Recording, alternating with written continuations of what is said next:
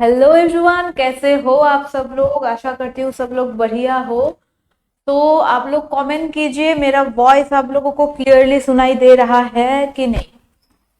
मेरा वॉइस आप लोगों को क्लियरली सुनाई दे रहा है कि नहीं। अगर क्लियरली सुनाई दे रहा है तो हम आज पार्ट 3 करेंगे हमारे टीचिंग एप्टीट्यूड का। ठीक है, एक सेकेंड। ओके,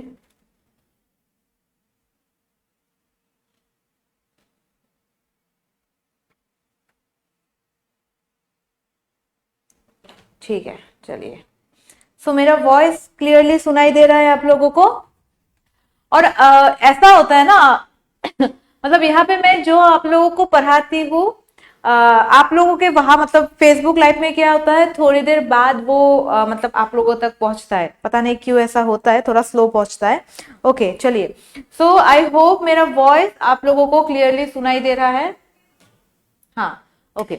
सो चलिए हम स्टार्ट करते हैं आज का टीचिंग एप्टीट्यूड का पार्ट 3। ठीक है, आप लोगों ने शायद वीडियो देख लिया होगा ऑलरेडी, जो टीचिंग एप्टीट्यूड का हमने क्लास किया था। पूरा का पूरा वीडियो आपने देख लिया होगा, क्योंकि एग्जाम भी पास में आ रहा है, ज्यादा देर है नहीं एग्जाम में, है ना।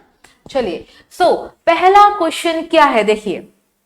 टीचिंग एप्टीट्यूड का है पहला क्वेश्चन, व्हिच टीचिंग। और मैंने कल एक बात बोला था, आई होप आप सब लोगों को याद है कि आज का क्वेश्चन थोड़ा सा टफ लेवल का होगा। ठीक है, चलिए। Which teaching level is characterised by the highest level of cognitive interaction and critical thinking. ये कहां से आया है? ये जो क्वेश्चन आया था, एक सेकेंड ना, आप लोगों को कमेंट नहीं आ रहा, मैं एक बार देख लेती हूँ ये चीज। एक सेकेंड।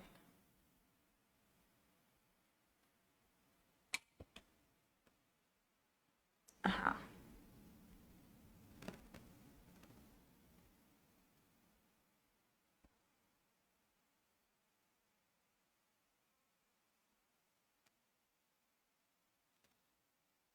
ओके, हो गया।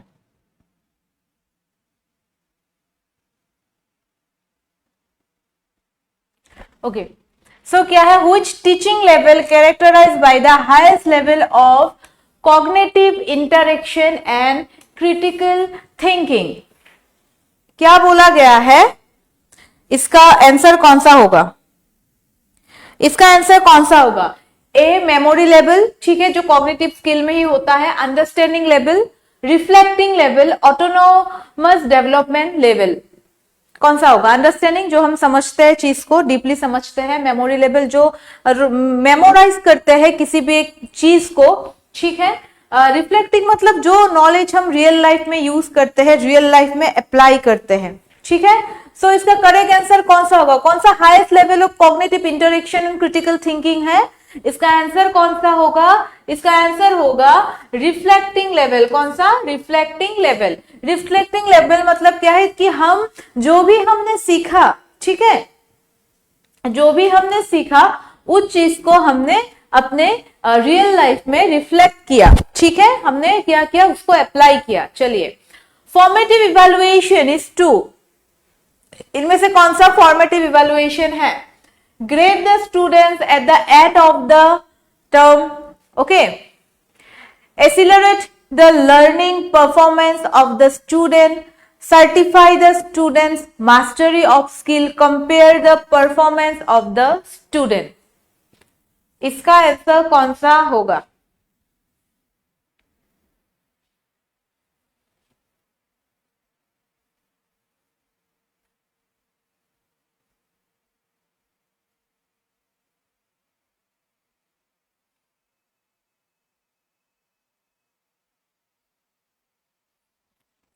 इसका आंसर कौन सा होगा?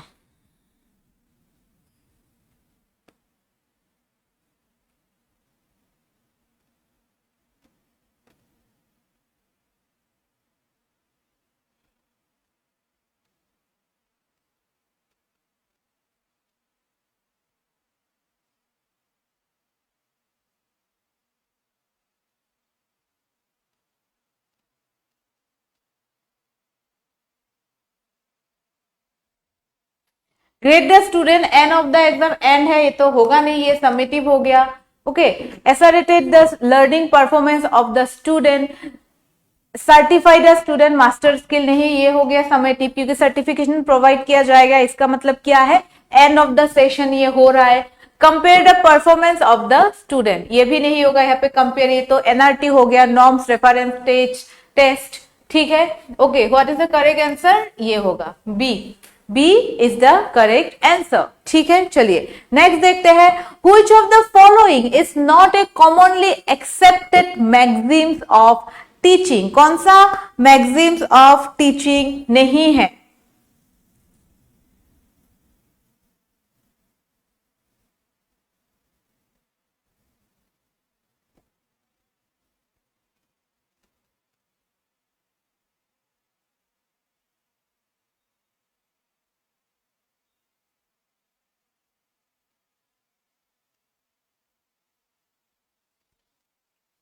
बोलिए, from concrete to abstract, from simple to complex, from known to unknown, from abstract to concrete, ये शायद पहले भी हमने पढ़ा था, राइट। इनमें से कौन सा, ओके, इनमें से कौन सा क्या है, इनमें से कौन सा मैगजीम्स ऑफ टीचिंग नहीं है, कौन सा नहीं है, आंसर क्या होगा, आंसर होगा number D, from abstract to concrete, ठीक है, फ्रॉम एब्स्ट्रैक्ट टू कॉन्क्रीट, मतलब कॉन्क्रीट टू, ये सारा का सारा मैगजीम्स ऑफ टीचिंग है। अगर आपने टीचिंग एप्टीट्यूड का मैगजीम्स ऑफ टीचिंग का क्लास आपने किया होगा तो आपको पता है ये नहीं है मैगजीम्स ऑफ टीचिंग, ठीक है। चलिए नेक्स्ट देखते हैं, नेक्स्ट क्या है, the teaching approach that moves from specific examples to general principle is known as, ठीक है, क्या है, कहां से जाता है, एग्जाम्पल से कहां पे जाता है, जनरल प्रिंसिपल्स में जाता है। पहले क्या दिया जाता है, यहाँ पे पहले एग्जाम्पल दिया जाता है, deductive method, inductive method, analytical method, synthetic method, कौन सा करेक्ट आंसर होगा, बोलिए। यहां पे एग्जाम्पल पहले दिया जाता है, फिर रूल या फिर प्रिंसिपल सिखाया जाता है, तो कौन सा सही आंसर होगा।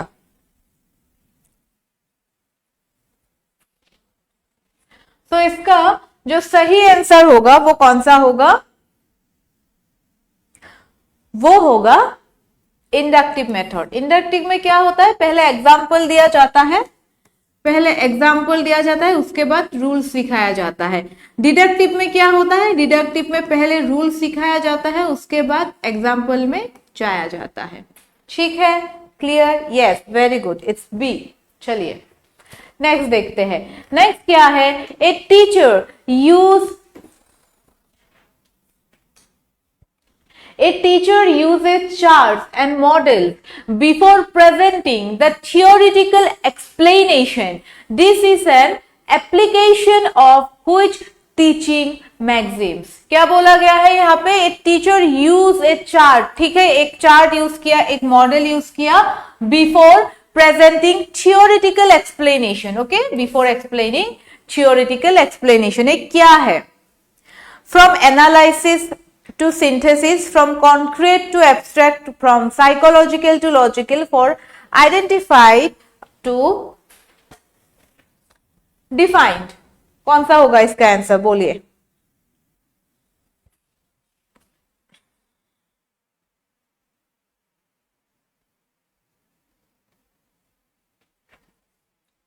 पहले मॉडल्स दिखाया, ठीक है, उसके बाद क्या एक्सप्लेन किया, थ्योरी एक्सप्लेन किया, ओके। तो इसका जो करेक्ट आंसर होगा वो होगा कॉन्क्रीट टू एब्स्ट्रैक्ट, ठीक है, पहले कॉन्क्रीट चीजें, डेमोन्स्ट्रेशन, कॉन्क्रीट टू एब्स्ट्रैक्ट का एक एग्जांपल ये भी है कि पहले डेमोन्स्ट्रेशन मेथड यूज किया जाता है, पहले क्या होता है, पहले डेमो दिखाया जाता है, उसके बाद क्या कॉन्सेप्ट समझाया जाता है, ठीक है। चलिए नेक्स्ट देखते हैं, नेक्स्ट क्या है, the teaching philosophy that emphasises learning by doing and view knowledge as provisional and subjective to change is idealism, realism, pragmatism, naturalism.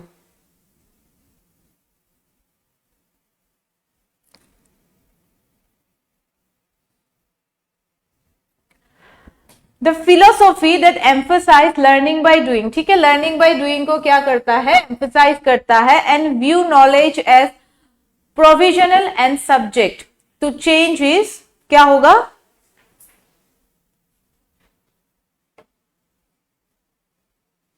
yes, very good, is pragmatism. चलिए, the primary and ultimate goal of effective teaching is, ठीक है, the primary or the ultimate goals of effective teaching is to cover the syllabus in time, ठीक है, to cover the syllabus in time, to pass the students in the examination, to maintain classroom discipline, to bring about desirable and lasting change in the behavior of students. बोलिए इसका answer कौन सा होगा, ये easy है थोड़ा,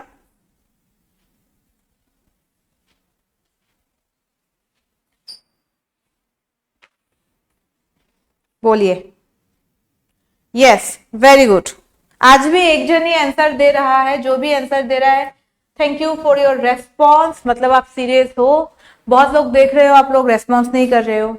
चलिए next क्या है, 8 number, which domain of learning, ठीक है, which domain of learning according to Bloom's taxonomy, ठीक है, according to Bloom's taxonomy focuses on the development of feeling, emotions, attitude and values, affective domain, cognitive domain, psychomotor domain, cognitive domain,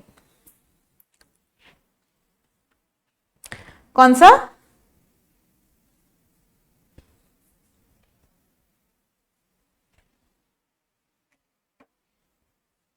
it's feelings, emotions, attitude and values, कौन सा होगा, affective domain, ठीक है, इसका answer affective होगा, ए होगा,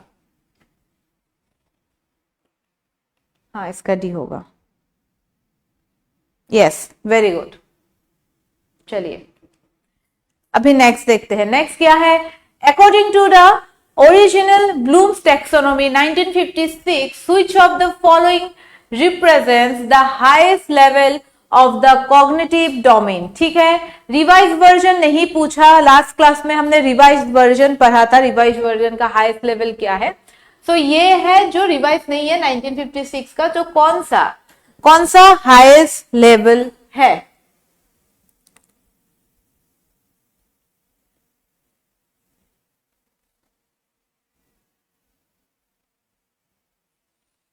कौन सा हाईएस्ट डोमेन है, बोलिए,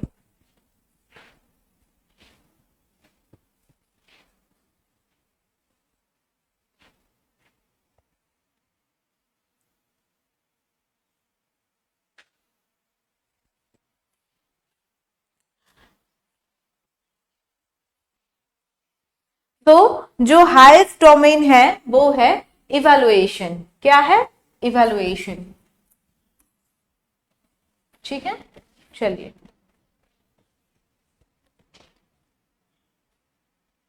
नहीं, एप्लीकेशन नहीं है, 9D बोला आपने, 9 एक्चुअली इवैल्यूएशन है, एक सेकेंड,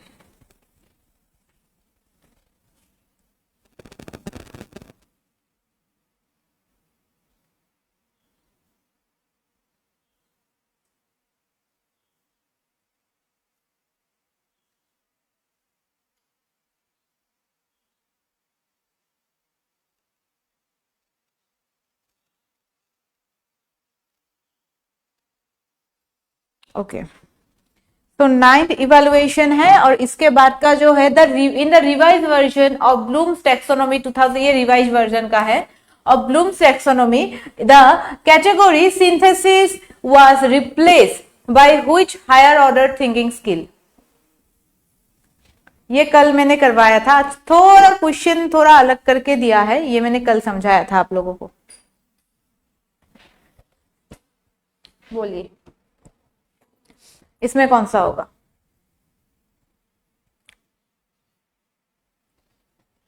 इसका जो आंसर होगा वो होगा क्या, कौन सा? वो होगा क्रिएटिंग, ठीक है, इट्स क्रिएटिंग। चलिए next, a learning objective for a lesson starts with the verb identify, ठीक है।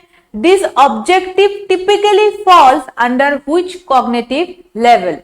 Remembering, understanding, applying, analyzing। ये ब्लूम्स टैक्सोनॉमी से है, ये भी ठीक है,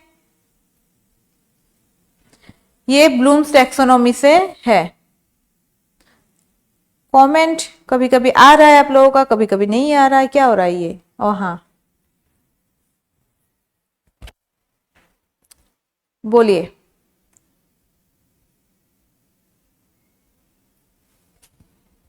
ओके, ब्लूम्स टैक्सोनॉमी का जो पैटर्न है मैं आप लोगों को लिख के दे रही हूं, हाँ यहाँ पे शायद बहुत लोग भूल चुके होंगे। एक होता है रिवाइज का वर्जन जो है, और एक होता है नॉर्मल, ठीक है, रिवाइज वर्जन और क्या है, नॉर्मल वर्जन। चलिए, एक है रिवाइज वर्जन और एक है, सॉरी रिवाइज नहीं, एक है ओरिजिनल वर्जन,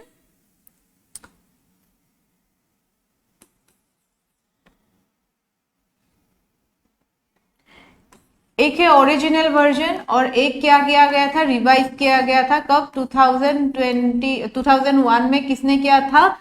एंडरसन एंड कार्थोल में, ठीक है, एंडरसन एंड कार्थोल ने। तो इसमें क्या होता है, जो ये वर्जन है ब्लूम्स टैक्सोनॉमी का, जो 1956 वाला वर्जन है, वो नाउन फॉर्म में आता है, जहां पे क्या होता है, पहले क्या आता है, जहां पे पहले नॉलेज आता है, ठीक। और ये कैसे जाता है, ये ऐसे जाता है, याद है ना, ये कैसे जाता है, ऐसे जाता है, ठीक है।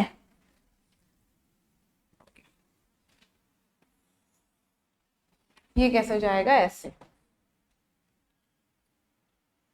और जहां पे 6 हायरार्किकल प्रोसेस है, 1 2 1 2 3, 1 2 3 4 5 6, हाँ 6 हायरार्किकल प्रोसेस है। तो पहले में क्या आता है, पहले एकदम लास्ट में क्या आता है, नॉलेज, फिर आता है कॉम्प्रिहेंशन, ठीक है। ये क्या है, ये ओरिजिनल वर्जन है 1956 वाला, ठीक है। तो पहले क्या आएगा, पहले नॉलेज आएगा, कॉम्प्रिहेंशन, फिर एप्लीकेशन, अप्लाई, फिर क्या आएगा, एप्लीकेशन,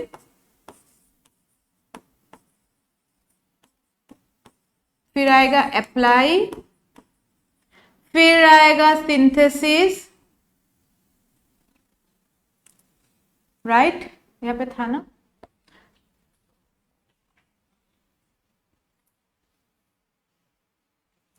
फिर क्या आएगा, सिंथेसिस, ओके, फिर सिंथेसिस आएगा। उसके बाद एकदम टॉप में क्या आएगा, हमने इससे पहले पढ़ा था, इवैल्यूएशन, शॉर्ट फॉर्म में लिख के देती हूँ, इवैल्यूएशन, ठीक है। और ये 1956 वाला है, ठीक है, पुराना वाला। अभी क्या हुआ, ये 6 हायरार्किकल प्रोसेस क्या हो गया, वो चेंज हो गया, है ना, वो क्या हो गया, चेंज हो गया। सो यहां पे पहले क्या आएगा, 2021 में यहां पे भी 6 घर है,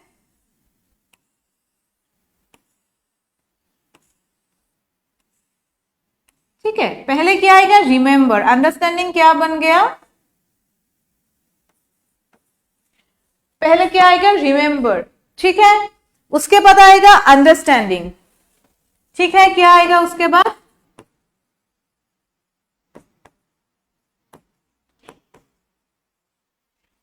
ठीक है, क्लियर, अंडरस्टैंडिंग। उसके बाद क्या आएगा, अप्लाई, उसके बाद एनालिसिस, ठीक है, उसके बाद एनालिसिस आएगा, उसके बाद इवैल्यूएट, यहाँ पे एक घर ज्यादा बना लिया, ठीक है। उसके बाद इवेलुएट, उसके बाद क्रिएट, एक घर ज्यादा बना लिया, हाँ यहाँ पे।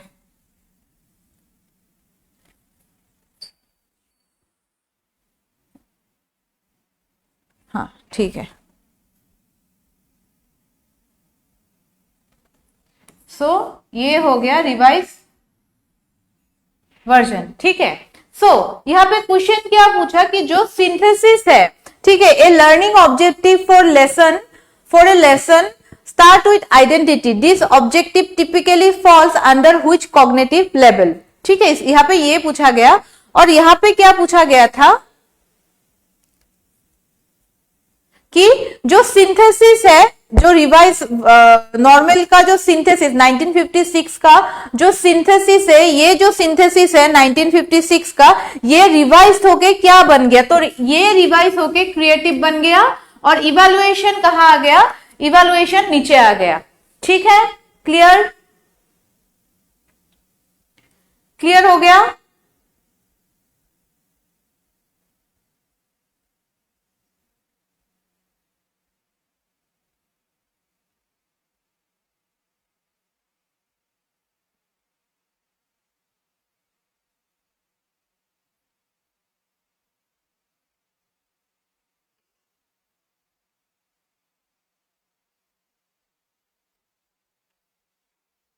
समझ में आ गया, सिंथेसिस ऊपर चला गया, क्रिएट बन गया, और इवैल्यूएशन नीचे आ गया, इवैल्यूएट हो गया, ठीक है। क्लियर, चलिए ये अब जो ग्राफ्स है पीडीएफ में है ऑलरेडी, पेडागोजी में है, तो वो अब अच्छे से देखिएगा, ठीक है। Okay, A learning objective for a lesson start with verb identity, this objective typically falls under which cognitive level, remember understanding analysis, और क्या है एनालिसिस के अप्लाइंग एनालिसिस, तो किसी ने क्या बोला, डी होगा आंसर। सो इसका आंसर होगा रिमेंबरिंग, ठीक है।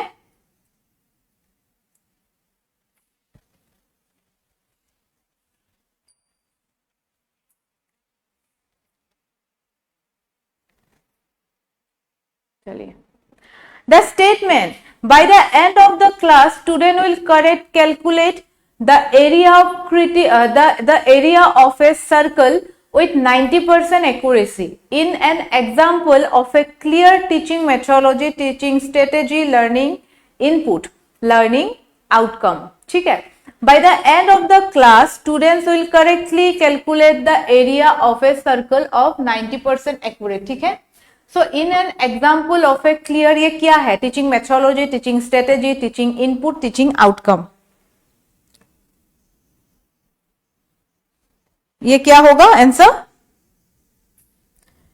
मतलब एक क्लास में क्या हुआ, 90% जो स्टूडेंट है 90% एक्यूरेट आंसर उन लोगों ने दिया है, तो ये किसका एग्जाम्पल है,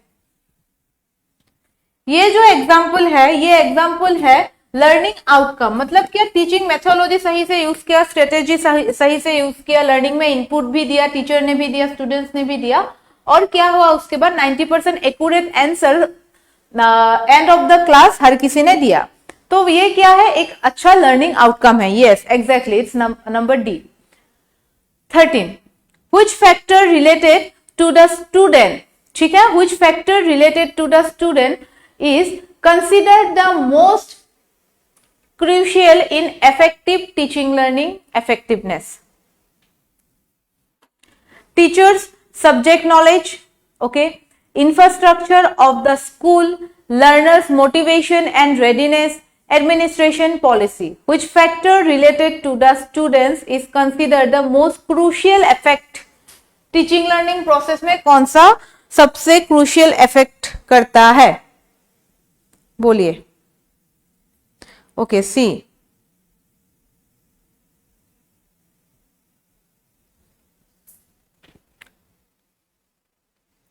Yes, the correct answer will be the C. ठीक है, क्योंकि मुझे बहुत नॉलेज आता है मेरे सब्जेक्ट के ऊपर, ठीक है, लेकिन स्टूडेंट ही पढ़ने के लिए रेडी नहीं है, वो ही मोटिवेटेड नहीं है, तो मैं स्टूडेंट को कैसे समझाऊं, तो प्रॉब्लम आ सकता है, राइट। चलिए, so 13, according to Gagne, 9 events of instruction, what is the crucial first event of teacher must execute? Gaining attention, informing learning of objectives, stimulating recall of prior learning, presenting the stimulus.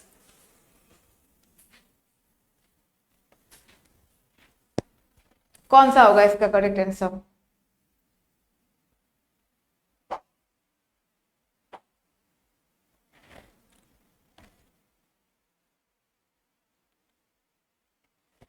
Thirteen से okay. First event पूछा गया है गैग्नेस के 9 event में, कौन सा है? तो इसका जो करेक्ट आंसर है वो क्या है? वो है ए, गेनिंग अटेंशन। ठीक है, यस, गुड। उसके बाद the event in Gagne's model that involves providing examples, non example, case studies or demonstration is gaining attention, stimulating recall or recall of prior learning, presenting the stimulus content, providing guidance for performance.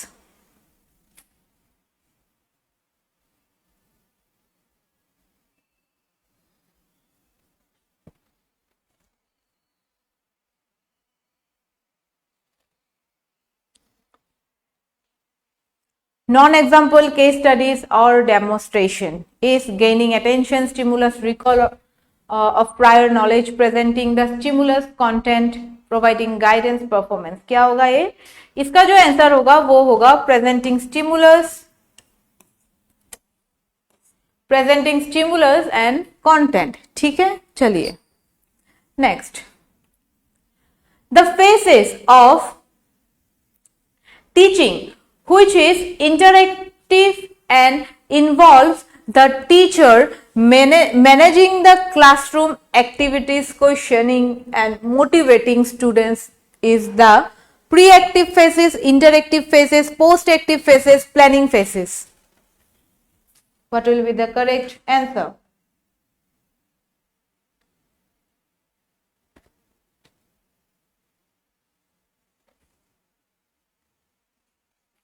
The phases of teaching which is, ठीक है, the phases of teaching which is interactive and involves the teachers managing the classroom activities, questioning and motivating students is pre-active phases, interactive phases, post-active phases, planning phases.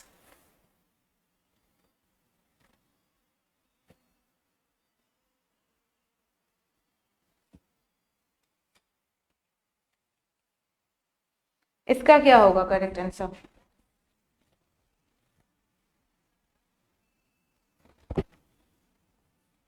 Sixteen. सो 16 का जो correct answer होगा वो होगा interactive faces. ठीक है, clear. चलिए next. Formative assessment like quick quiz और informal questioning is most effectively integrate into which phases of teaching? Pre-active phases, interactive phases, post-active phases, evaluation phases.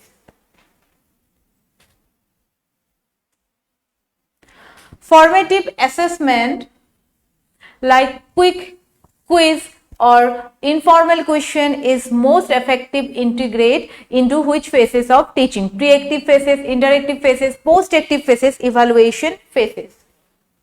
Okay.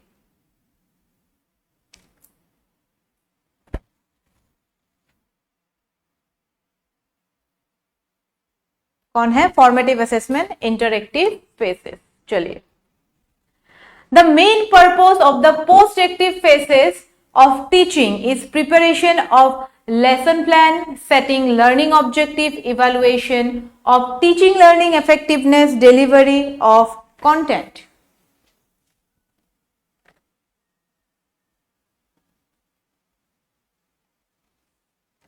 Post active phases of teaching मतलब after जो faces होता है पढ़ाई के बाद, आपने student को सिखाया, सिखाने के बाद जो फेसेस होता है।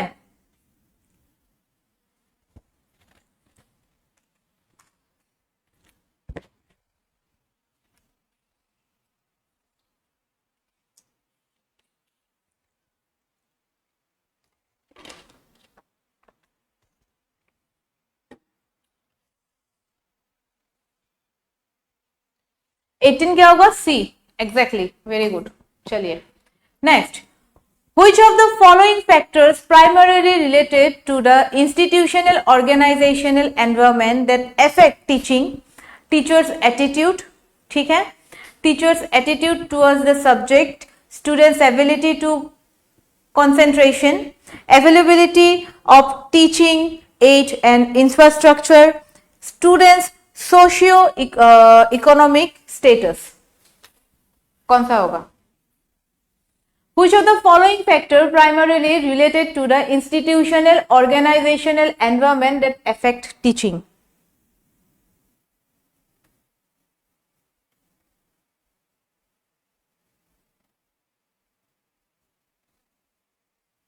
इसका जो आंसर होगा वो होगा अवेलेबिलिटी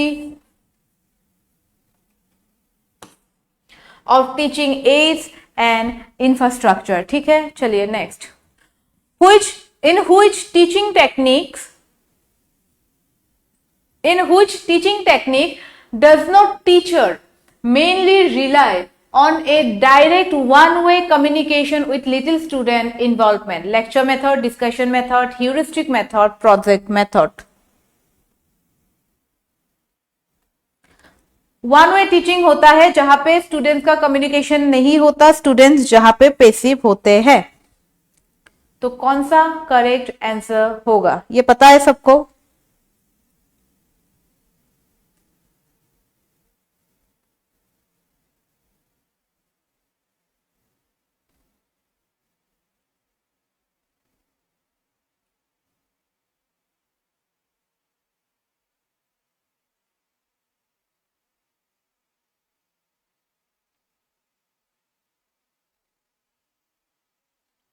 तो इसका जो करेक्ट आंसर होगा वो कौन सा होगा? Lecture method. ठीक है, चलिए next, in the teaching technique best suited for teaching skills that require real world hand on application and problem solving is the seminar method, lecture method, project method, team teaching।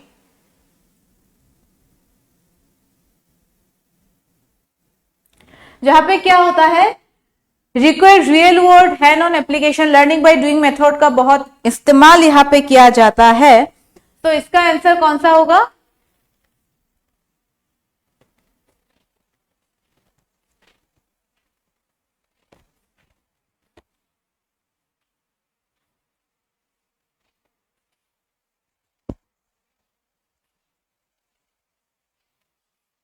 इसका जो answer होगा वो होगा project method. क्या हो गया?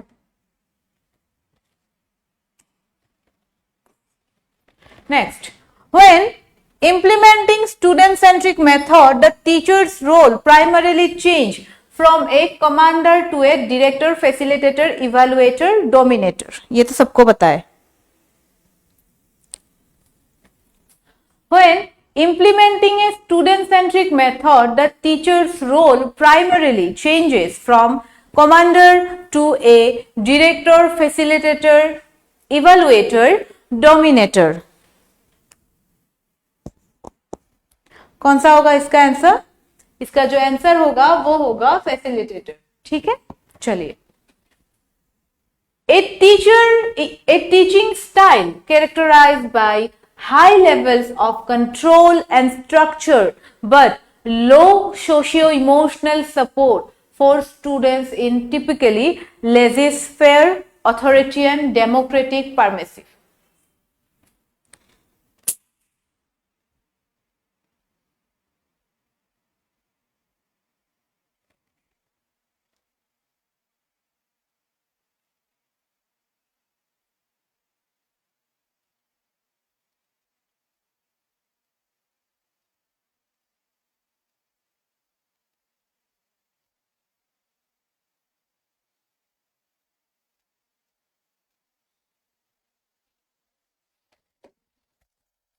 तो इसका आंसर कौन सा होगा? इसका जो आंसर होगा वो होगा अथॉरिटेरियन। ओके, लेजिस्फियर जहां पे स्टूडेंट टीचर क्या करता है, टीचर फ्रीडम देता है, बहुत थोड़ा सा ही कंट्रोल वहां पे होता है। ठीक है, ऑथोरिटेरियन मतलब जहां पे टीचर सेंट्रिक ही सब कुछ होता है, स्टूडेंट्स पैसिव होता है। ठीक है, चलिए next. as part a classroom management, the most appropriate initial action to addresses a minor disruptive behavior from a student is send a student out immediately, shout at the students in front of the classes, ignore the behavior complete, use a non-verbal cue, eye contact, a proximity control. ठीक है, एक as part of classroom management, the most appropriate initial action to address minor disrupted behavior from a student, किस तरीके का behaviour करना चाहिए classroom में जब स्टूडेंट जो है वो इनएप्रोप्रिएट बिहेवियर वो लोग करे। What will be the correct answer? So the correct answer जो होगा वो होगा D, use a non-verbal cue. A teacher must ensure professional conduct by avoiding discrimination against students based on academic performance, sporting talent, caste, care, socio-economic status, and for uniform adherence. So इसका correct answer होगा caste, creed and socio economic status. The fundamental ethical principle guiding a teacher's relationship with student is impartial evaluation, maintaining students' record, ensuring student well-being and equitable treatment, respecting students' confidentiality and professional boundaries.